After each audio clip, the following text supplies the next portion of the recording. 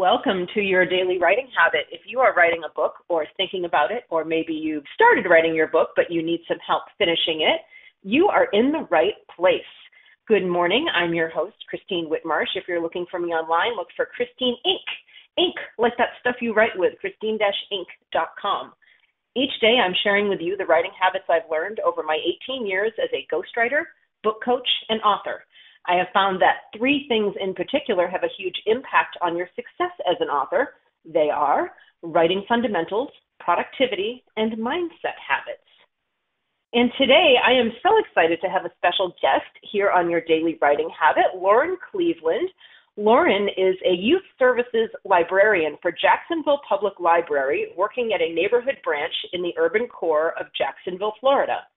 She is a mother of three and fellow aerial circus arts lover who aspires to one day do elbow hangs as well as Christine. And that's so funny, just to explain to everybody who's not so much circus, but you guys know at this point that I'm circus. The lira, that metal hoop, that steel hoop that we like to play in, that Lauren and I play in, sometimes I like to hang by my elbows, and for some reason it bothers me less than a lot of other people when they hang by their elbows off of a steel hoop. Go figure. So welcome, Lauren. Hi. That was good, right? So we have to explain our circusing to the audience. Even I've mentioned it a few times here on this show, but I like to explain it. Well, you do excellent elbow hangs, which is something that, because the inside of your elbow is so tender and it just hurts so bad when I try it. It doesn't matter what else I can excel at in the air. For some reason, that is always hard for me. And when you do it, you make it look so easy. I wonder if it's just, and thank you, and I wonder if it's from being a writer all these years that I just can't feel my arms anymore because I've typed millions of words. The authors, my fellow authors, the authors, we'll get that. See, we just brought circus back to the reality of your daily writing habit. Fellow writers, can you feel your arms? Let me know. All right. Well, let's talk library. I'm so excited about this because this conversation originated when Lauren and I were chatting on Facebook, and she was just saying, hey, do your authors know about all the benefits and, why they should get their books in libraries and how to do that? And I'm just like, I don't think they do because I don't. So I'm excited to be educated today. So let's start with, Lauren, can you share a little bit about what you do for a living and why you are so passionate about it? So I am a librarian, and I want to know from your perspective what that profession looks like in your mind. I will admit it's a very foggy picture because the librarian is the person that's there when I get lost trying to find something. I mean, up until you and I spoke the other day over at Circus, it's like you don't sit there organizing the Dewey Decimal little index card things in the card catalog all day. Oh no, there's technology now. So this is why I'm so, another reason why I'm so excited that you're on the show today, because I have such a foggy picture. I would love for you to tell me what that looks like and tell me why you love it so much. So it's a big common misconception with librarians. We are pictured as that stereotypical, we got the big glasses and the bun on our head, and we're shushing everyone who makes a noise in our library. And that's just not true. That's not it anymore. I'm not sure that was ever real. I honestly don't even believe in quiet libraries. I mean, you know me. Can you imagine me sitting at a desk telling everyone to be quiet? No, I mean, you're circus, and your kids are circus. Lauren's like the whole circus family. So no, I there's no bun in her hair. Just verify for everybody. There's no big glasses or bun in her hair or whatever. She's upside down, no bun, no glasses. Anyway. Well, I'm definitely not quiet, and I don't believe in keeping an entire library silent. I think that there are places for that, and that should be an exception and availability to people. But I don't believe in silent libraries. But me personally, I am specifically a youth services librarian, and that means that I specialize to work with ages birth through 18, as well as their parents. So we are leading children through programs. I do organize books. Occasionally, I am out there shelving books and making sure they're in the correct order in Dewey Decimal and in the fiction sections and graphic novels and all the other genres and formats that we have. But libraries are so much more than just books, too. We have so much more to offer. My library in particular tends to get a lot of traffic for computer use. In my area, not everyone can afford internet or have their own computers at home. So we work with our community to provide internet that's free. We provide computer use that's free. So people are able to work um, instead of working from home. If that's not an availability, they can work from our library. We have places within the library that's quiet and secluded for them to be able to get their work done. We have a lot of people who are job searching, people who are filing their taxes, as well as a safe place for people to go. Public libraries are one of the last few places that are truly open to the public, and we don't charge for access. So, I mean, can you really think of many other places in our country that even offer that anymore? Um, I once heard that public libraries referred to as the room of requirement, and I think that that was like the most perfect description I've ever heard of public libraries, because we're so much more than just books. So we've got a lot of those too. That's a great description, especially for the fellow Harry Potter fans out there. I know they totally get it. For those who are not Harry Potter fans, that's what the room of requirement was referring to. Well, that's awesome. And yeah, even at Starbucks, they want you to eventually buy some kind of beverage if you're going to sit there for all day. Like a lot of authors I know and writers work at, Starbucks and coffee shops and things like that. But no purchase required at the library. Exactly. We don't require purchases. In most libraries now, we allow food and beverage in certain areas. Obviously, there's places where it shouldn't go. We have special collections and things that archives that should stay away from specific things. But we try to make that open and inviting and a place that people feel comfortable. It's a resource available to the community, and we want to make sure that the community is able to use it. And if we were hushing you and making you be silent the entire time you were there and telling you to put your stuff away and you can't use that and you can't touch that, it wouldn't feel comfortable. And that's why we've kind of changed and evolved over the years of how we make libraries available to our community. That's awesome. And in addition to the things that you just said, is there anything else that maybe we as the public wouldn't know or appreciate, or any misconceptions, like a number one thing where it's like, this is the number one thing people just don't know about libraries?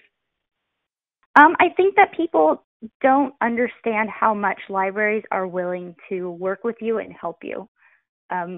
Our job as librarians is to get information to the public. We believe in our communities having access to information. And now that's not just books. That can be internet use. That can be e-resources. We have databases. We have ebooks and audiobooks online that are available with your library card numbers. Particularly in our neighborhood, in our communities, we work with the local school district so that all students can use their school ID numbers to get access to, as if it was a library card. They can use the same resources as well. And we try to make sure that we are there to help you get what you need. So some days for me, that looks like helping people apply for a job. I've helped people apply for a job. I've helped people come back and print out and fill out that information they need to start that job. I've helped a newly pregnant young woman find the next steps in her prenatal care. I have sat down and read books with babies in my lap. I've helped people find information on whether or not their house is haunted. That was this week. Wow. I've helped kids and their parents work through school projects together. I've helped junior high students with their algebra homework. I helped kids make a presentation we have a group, the Friends of the Library is a nonprofit that supports and advocates for libraries. And our friends group was at our library, and they were they had an organization going on that was supporting Black History Month. And the students wanted to show their appreciation, and I helped them create posters and reports to present to them to show their appreciation for their Black History Month and for the Friends group, and for their own history, to show how they've been impacted through it. So it's these kids, for me, we want to make sure that they know that they're important, and they know that they're powerful, and they know that they're worth it. That's awesome. And I'm sitting here wondering, why the Discovery Channel hasn't done an entire reality show series on the library. My goodness, you have no idea. You never know who's listening to the show. So if anybody has any friends at the Discovery Channel, connect with me and I'll connect you with Lauren. Like this, or just with any library. Just hey, Discovery Channel. Just go down to the local library. This is an amazing television show idea. I can because we are. Yeah, because we are free and open to the public, we do run into a lot of really crazy situations. We are almost a sanctuary to people, especially those who are without a home. We're a safe place that they can go. To kids that are struggling or can't go home at the moment, or kids that don't have another place to be for a little while, we have this safe space for them to, socialize and hang out with their friends. We have a safe place where we're not going to judge you for the information that you're trying to find and don't know how to look up. So we do run into a lot of really interesting situations. We sometimes run into unsafe situations that we have so many policies and procedures for. I actually this past week went through a lot of training on the safety within the library. Sometimes when you're in certain neighborhoods, you run into situations that can be kind of scary, and we know how to handle them. So yeah, some of the stuff that comes across, you would have no idea the things we deal with. Because what do you do when there's just a few of you on staff and suddenly all the toilets back up? Who do you think handles that? You don't have somebody in the building who suddenly handles backed up toilets. You have to take a librarian, and they have to know who to call and how to handle that situation. What happens when an entire shelf of books falls down and you have to make sure that nobody got hurt? You have to make sure that everything gets back in the place where it belongs. It's what happens when the kids are getting very loud and picking fights. Who's going to handle those situations? It's the librarian. Yeah, there's definitely a television show there. So now let's move into, what my authors definitely are probably wondering at this point. How do I get my book into the library? And, however much of the process you can share with us. And, why would they even want to in the first place? Because I know we're all so focused about getting our books on Amazon and, all the online book websites and, making sure that it's available that way. But, why should we get our books in the library, and how do we do that?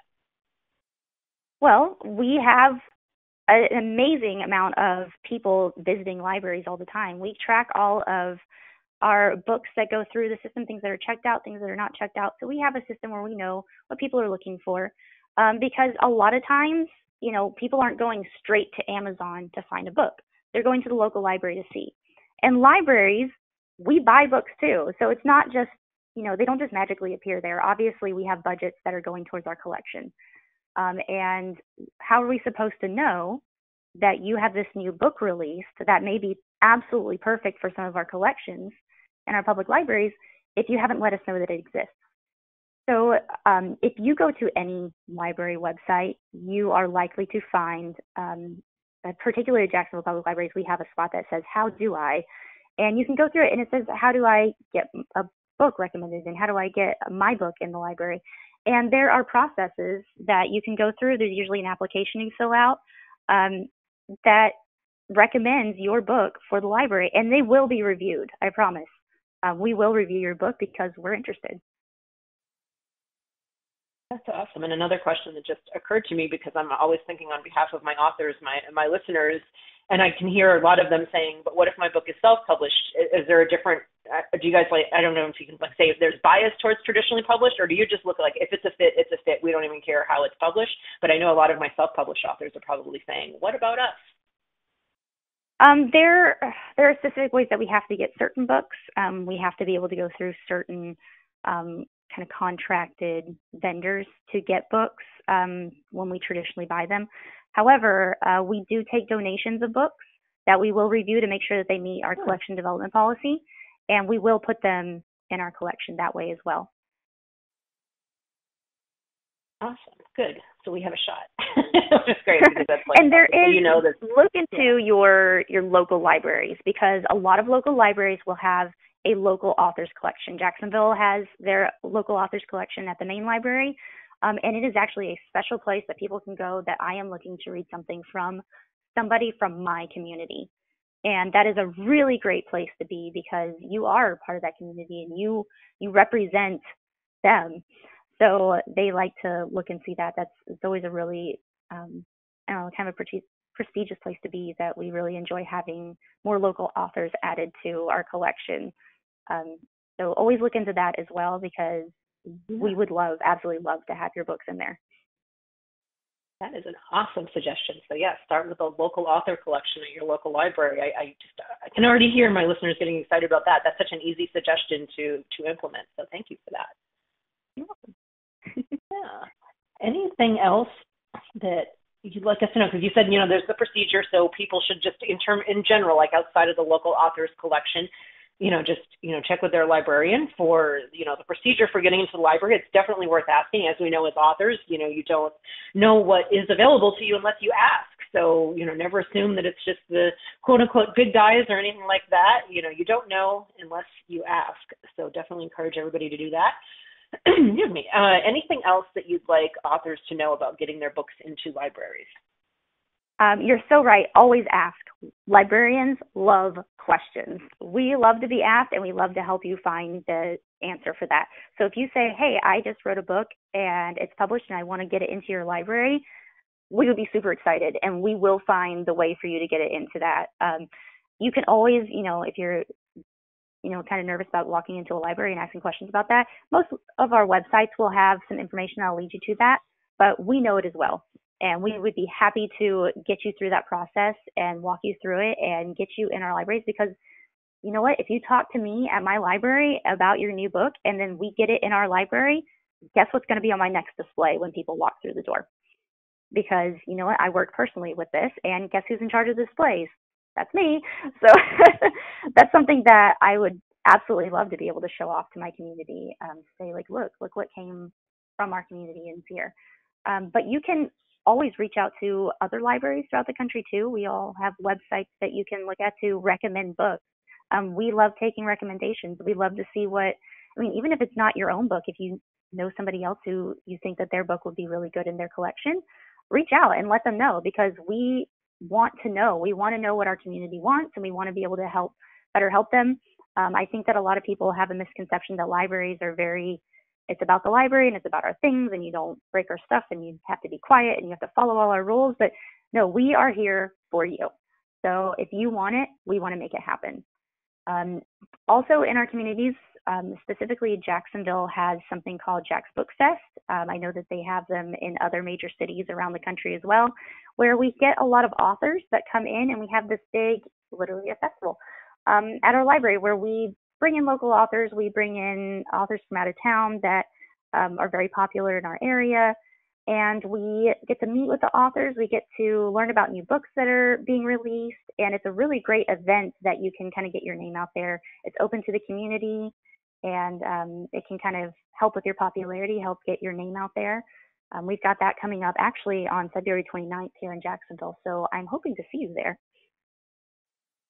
Yeah, you've given me all these ideas. And this is so good. I love what you're saying that, librarians and libraries just are almost like partners and advocates and, fellow people on our team of like people who just love books as much as authors do and just really want to help us. So I love that kind of like camaraderie and advocacy that you're pointing out here. I think that's something that, a lot of us don't know about. So I'm loving every part of this interview today, Lauren.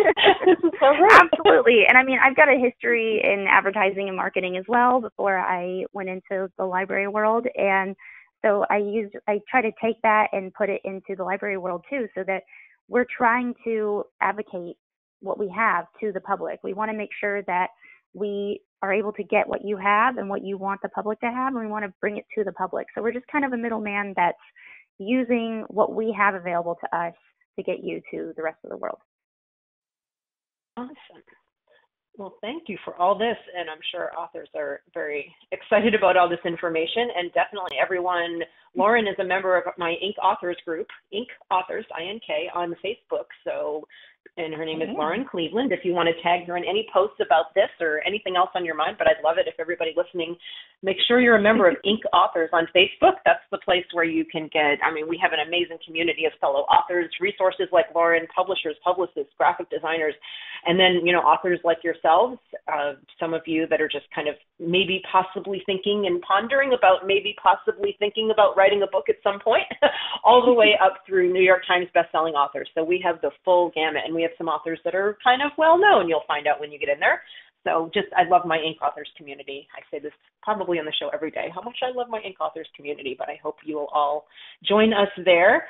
And Lauren, thank you again so much for being on the show today. Totally appreciate it. Thank you for having me. And I'm really excited too. If there's any questions about libraries and how it works, I would love to find the answers for you. Yay, love it. All right, again, Inc. Authors. Lauren is the newest member of Inc. Authors, so drop by, say hello, tell her how much you love libraries. Yes, absolutely. And I'm easy to find because I'm one of the ones with my profile picture is always something circus related. Yeah, you can find it. We have a huge circus presence in Inc. Authors, shockingly enough. Crazy. Well, well, as always, everyone, thank you for joining me here on Your Daily Writing Habit, where I'm helping you write and finish writing an awesome book. And if you know someone else who wants to write and finish writing an awesome book, please let them know about this show, Your Daily Writing Habit. They can listen anywhere where they get podcasts or on their Amazon Alexa device under Flash Briefing Skills. Until tomorrow, happy writing.